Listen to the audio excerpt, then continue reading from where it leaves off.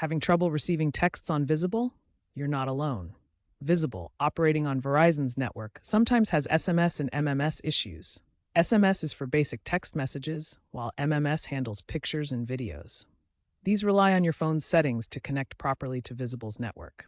This section covers common causes and quick fixes, focusing on settings adjustments and carrier resets. First, ensure you have good signal strength. Then, let's dive into how to check and adjust your SMS/MMS settings on both Android and iOS. To fix your texting issue, start with your APN settings on Android.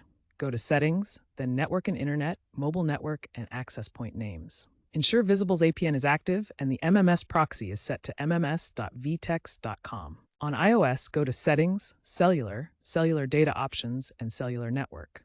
Confirm your carrier settings are up to date. If that doesn't work, try a carrier reset on Android.